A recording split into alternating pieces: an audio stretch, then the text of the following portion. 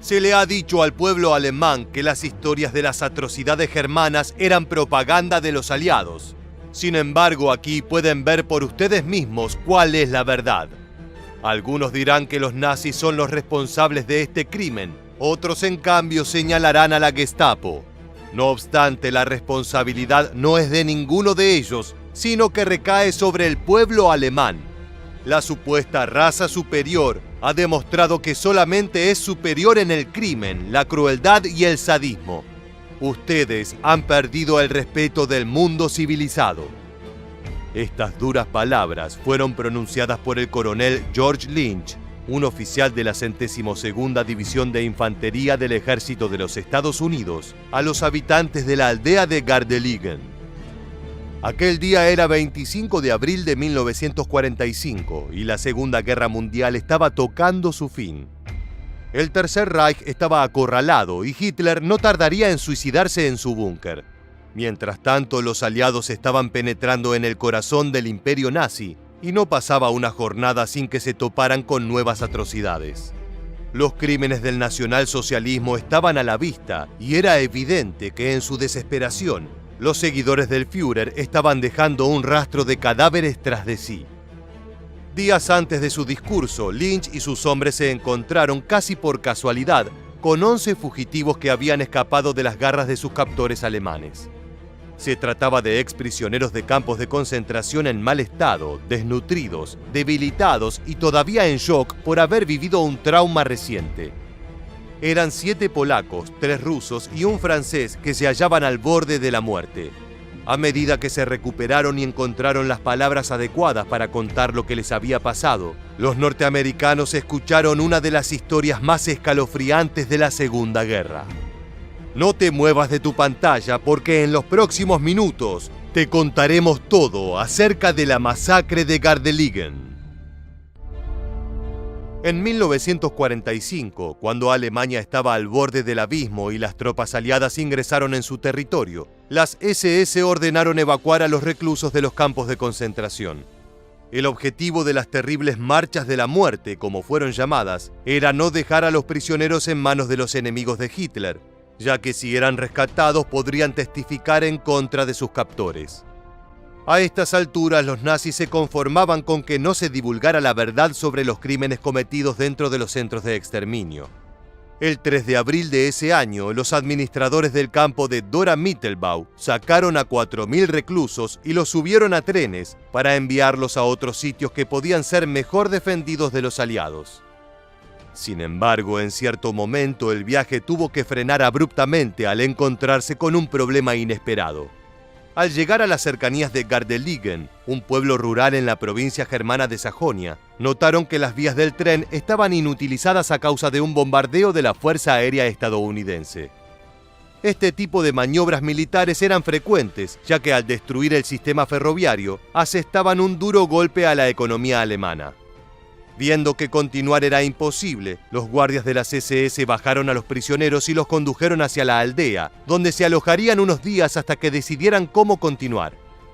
Los oficiales nazis estaban preocupados no solo por la posibilidad de ser alcanzados por los aliados, sino también por el hecho de que los reclusos los sobrepasaban en número.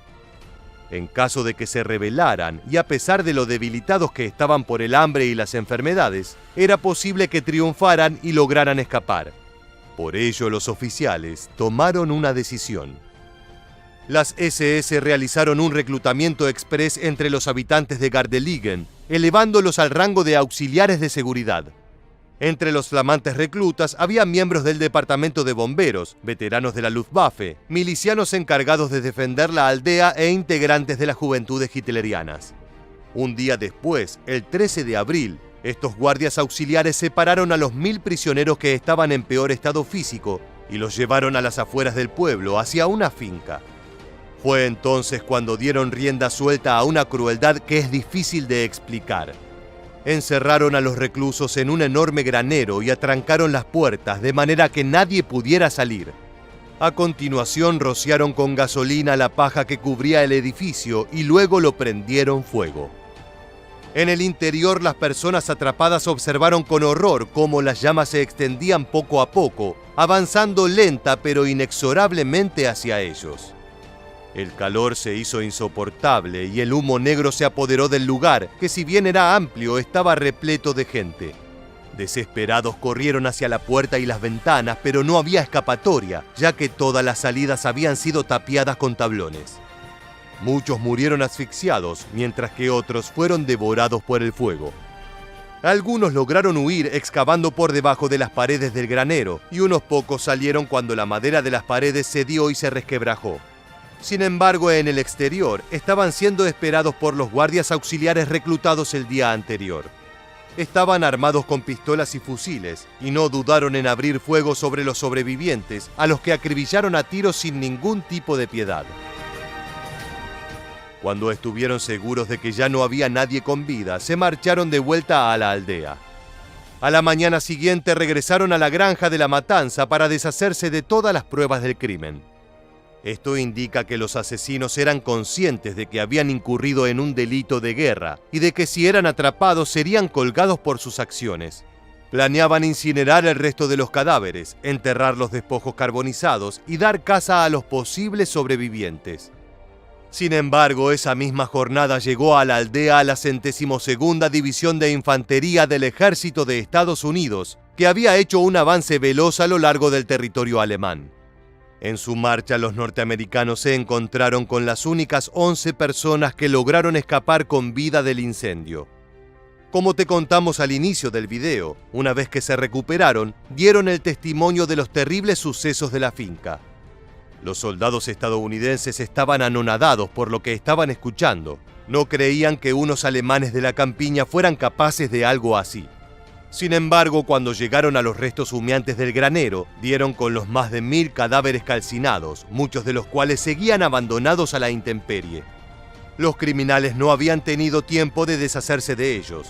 De acuerdo a los testigos, los norteamericanos, enfurecidos por lo que veían, juntaron a 20 de los responsables y los fusilaron en el acto.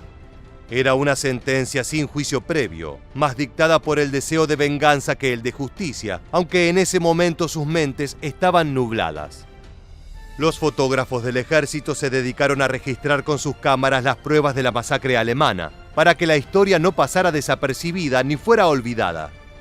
A los pocos días, la noticia había cruzado el océano y estaba siendo difundida por los populares periódicos The New York Times y The Washington Post. El 21 de abril, el coronel George Lynch de la 102ª División de Infantería ordenó a 300 habitantes de Gardeligen que les dieran un entierro digno a las víctimas. Fueron obligados a cargar cruces de madera hasta la granja, cavar tumbas individuales y depositar los cuerpos en su interior. El 25 de abril, Lynch dio el discurso que te relatamos al inicio, donde reprimió a los aldeanos por su vergonzoso accionar. En el lugar de la masacre fue colocada una placa donde se lee lo siguiente: los ciudadanos de Gardeligen tienen la responsabilidad de mantener las tumbas tan verdes como la memoria de estos desafortunados, que serán recordados en los corazones de todos los amantes de la libertad. 2 años después, el comandante de las SS, Erhard Browning, quien fue el responsable de trasladar a los prisioneros del campo de concentración en la Marcha de la Muerte, fue condenado a prisión perpetua por crímenes de guerra. Falleció en 1950 a causa de una leucemia avanzada. En la actualidad, la granja de la masacre sigue siendo un sitio de memoria que recuerda el incendio y conmemora a las víctimas. Llegamos al final del video. Déjanos tu comentario en la bandeja aquí debajo y no olvides suscribirte a nuestro canal para conocer muchos más sucesos militares que dejaron su huella en la historia.